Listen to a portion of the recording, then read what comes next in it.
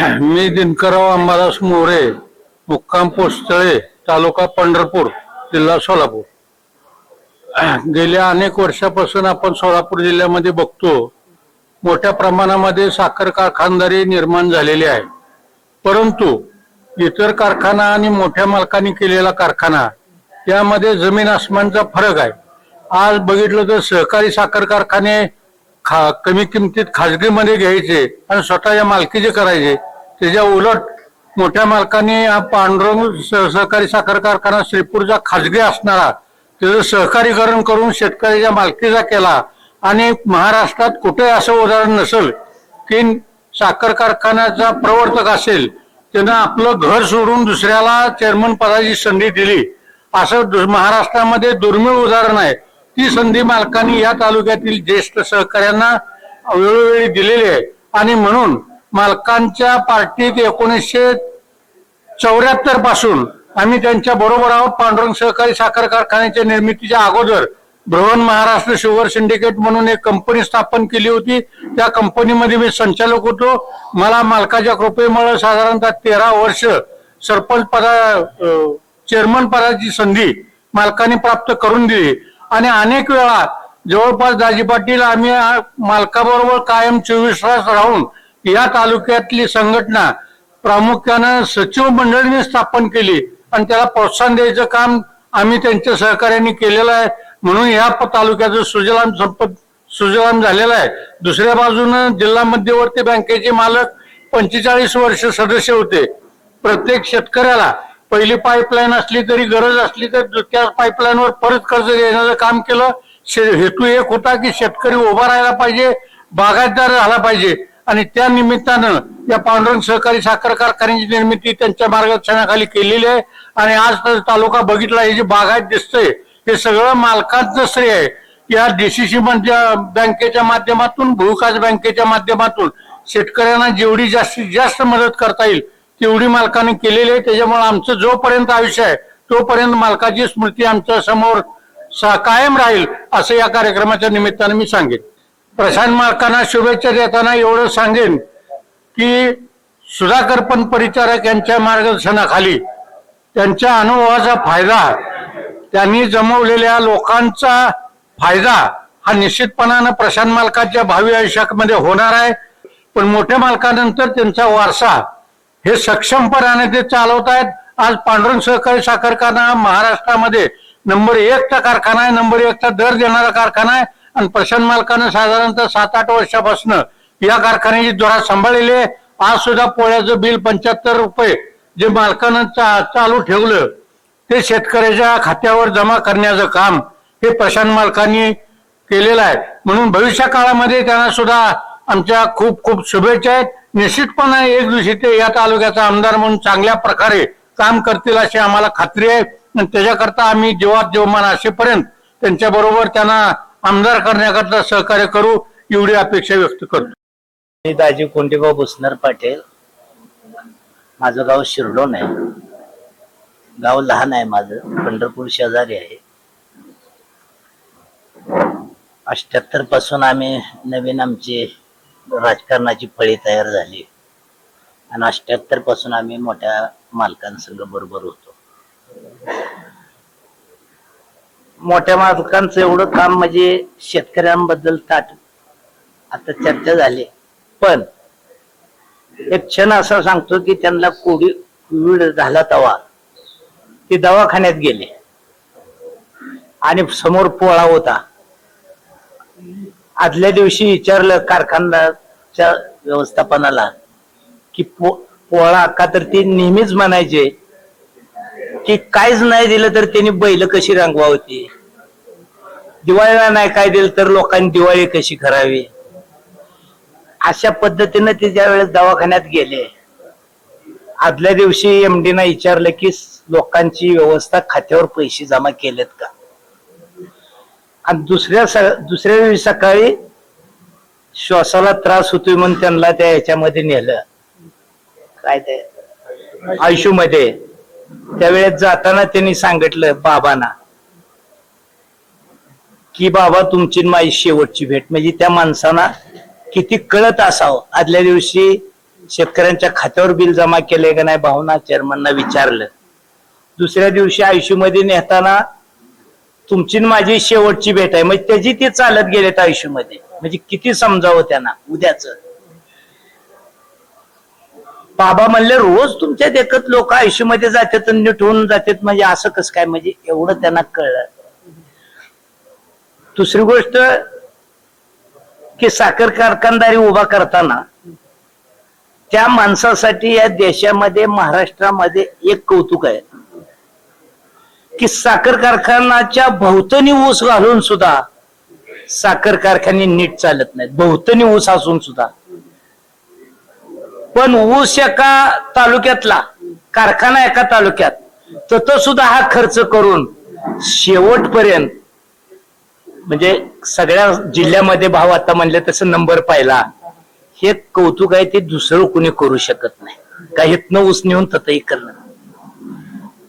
आम्ही पहिलं एक उदाहरण द्यायचो की कापूस पिकतो विदर्भामध्ये सुतगिरणी चालती सांगोल्यामध्ये एक जोडी अशी होती. पण ते आता आज आपण या विषयावर बोलतोय. तर अशा पद्धतीने एवढं हे केलं आणि आज ही सगळ्या गोष्टी करताना दुसरा एक क्षण सांगतो की ज्यावेळेस आगाशे मालकाला जास्त पैसे दुसरी माणसं देतो म्हणले त्यावेळेस कारखाना आगाशे मालक दुसऱ्याला देणार नाहीत असं त्यांना जेव्हा वाटलं तेव्हा त्यांनी सांगितले की माझ्या पुढे एकच पर्याय म्हणले काय तुम्ही जर काय कारखाना नाही दिला तर मला पुलावरनं नदीत उडी टाकावं लागेल. दुसरं काय म्हणजे ह्या लोकांसाठी इतकं केलं. लोकांसाठी आणि शेतकऱ्यासाठी इतकं केलं की त्याचा कुणी हिशोबच करू शकत नाही. पण दुसरी गोष्ट आहे की एकामेकाकडे बघून जे आदर्श असतो आपण म्हणत नाही का शेजारी कोण असावं आमचा नातू शाळेला घालायचा कुठं शिकवून चालू आहे. हा आदर्श परिचारकाचा महाराष्ट्राला जिल्ह्याला कायम चालू आहे. आणि दुसरा एक आदर्श हे झाला आम्हाला माहिती आहे ती सांगितलेलं तुम्हाला. पण तुमच्या माहितीसाठी सांगतो की परवा एक शासनामध्ये एक माणूस बोलला की एसटी महामंडळ परिचारक होता तेव्हा जी नफ्यात आलं ती कायमचं तोट्यात आहे. म्हणजे हे सुद्धा कोणी करू शकलं नाही. ही परिचारकाचा आदर्श आहे. म्हणजे ते सुद्धा हे कंडक्टर अमके तमके चगले पाहिजे एसटी टिकली पाहिजे. त्यांना वेळोवेळी वाटायचं दाजी की दंगल झाली का एसटीच कशी दिसती पेटवायला की सगळा खर्च भागवून कमी तिकटात बी एका बाजून चालवा म्हणताय. म्हणजे इतकी तळमळ. आणि दुसरा एक क्षण मी त्यांच्या बरोबर होतो 200 माणसाचं हे होतं. मी रोजच त्यांच्या बरोबर असायचो.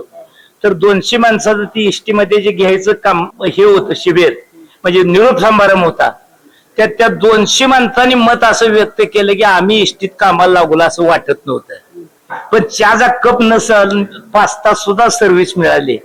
म्हणजे जे आमच्या कानावर तुम्ही म्हणतात अनेक गोष्टी आल्या भावनं सांगितलं पण न आयुष्यात कानावर येणाऱ्या गोष्टी त्यांच्या संगतीमुळे आमच्या कानावर पडल्या. आणि त्यामुळे आमची सोलापूर जिल्ह्यामध्ये पांडुरंगच्या सभासदाची कॉलर ताट राखण्याचं काम त्यांनी केलं. आणि आमचा हा नेता करतोयच आज. आम्ही त्यांना सांगितलेलं आहे की त्यांची दिशा म्हणजे त्यांचा मंत्र फार मोठा नाही. एकच मंत्र आहे बँकेपुढे उपोषण करून ठेवीदारानं आणि कामगारानं कारखान्या पुढे करून म्हणजे त्यात सगळं झालं चांगलं बाबा. की त्यांना शुभेच्छा म्हणजे आता सांगितलेच मग आमच्या कार्यकर्त्यांना सगळ्या 100% ते 13 वर्ष होऊन 14 वर्षाचं रामायण संपलेलं आहे. मग कार्यकर्त्यांना सांगितले की रामान दगड टाकलेला सुद्धा मोडला पण कार्यकर्त्यांनी सर्दीनं टाकलेला हनुमानानं टाकलेला तिगला. आणि मारुतीनं रामानं विचारलं मारुतीला की मी टाकलेला बुडला तर आमच्यामध्ये श्रद्धा आहे. तेव्हा 13-14 वर्षाचं ही जे आम्ही भोगलेलं आहे ते सगळं संपलं. रामराज्य आणण्यासाठी सगळ्या कार्यकर्त्याला मग सांगितले की श्रद्धेनं रामाचं नाव टाकून शितो उद्याला तयार करा आणि भविष्याच्या तालुक्याच्या आणि जिल्ह्याच्या प्रगती करण्यामध्ये कायम शितोई आमची तरुण मंडळी बांधल्याशिवाय राहत नाही आणि उद्या ती 100% आमदार होणार ही शुभेच्छा त्यांना. दिलीप ज्ञानेश्वर गुरु संचालक कर्मयोगी सुधाकर पंत परिचारक पांडुरंग सहकारी साखर कारखाना श्रीपूर राहणार गोपाळपूर. श्रद्धेय सुधाकर पंत परिचारक यांच्या पुण्यतिथीच्या निमित्तानं या तालुक्यावरती आमच्यावर केलेले पांडुरंग परिवार ज्यांनी स्थापन केला ज्या पांडुरंग परिवाराच्या निमित्तानं तळागाळातल्या अतिशय सुईच्या टोकावर सुद्धा ज्या समाजाला आपल्या जिल्ह्याचे आमदार आदरणीय प्रशांत मालक यांचा वाढदिवस या ठिकाणी आपण साजरा करीत असताना एक अभ्यासू नेतृत्व, एक सोलापूर जिल्ह्याला नव्हे महाराष्ट्राला प्राप्त झालेला मालक म्हणजे प्रशांत मालक म्हणजे एक अभ्यासू नेतृत्व आहे. अभ्यासातून प्रत्येकाची जाणीव असणारा हा नेता आज आपल्यातनं या ठिकाणी काम करतोय. मला एवढंच म्हणायचं आहे की प्रशांत मालक हे परिचारक कुटुंब एक परिस आहे आणि परिसराला कुठलेही गंजलेलं लोखंड लागलं तर त्याचं या ठिकाणी उद्धार झाल्याशिवाय राहत नाही. अशा प्रकारचं हे परिचारक कुटुंब आहे. प्रशांत मालक आहेत. अहोरात्र या ठिकाणी आपल्या कार्यकर्त्यासाठी आपल्या जनतेसाठी राबणारा माणूस म्हणजे प्रशांत परिचारक आहे. म्हणून त्यांच्या वाढदिवसानिमित्त जेवढं त्यांना या ठिकाणी शुभेच्छा देता येतील तेवढी कोट्यानं कोटी त्यांना शुभेच्छा या ठिकाणी आम्ही देत आहोत. प्रशांत मालकांच्या बरोबर सांगायचं म्हणजे माझा मुलगा IPS झाला. माझा मुलगा IPS झाल्यानंतर तो सुधीर मुनगट्टीवार यांच्याकडं सचिव या पदावर उपआयुक्त या पदावर पहिल्यांदा काम करत होता आणि त्यांना अचानक IPS ची ऑर्डर आली हैदराबादला. तो एक प्रसंग आहे आणि हैदराबादला त्यांना जायचं होतं आणि ते महाराष्ट्राच्या सेवेमध्ये होते.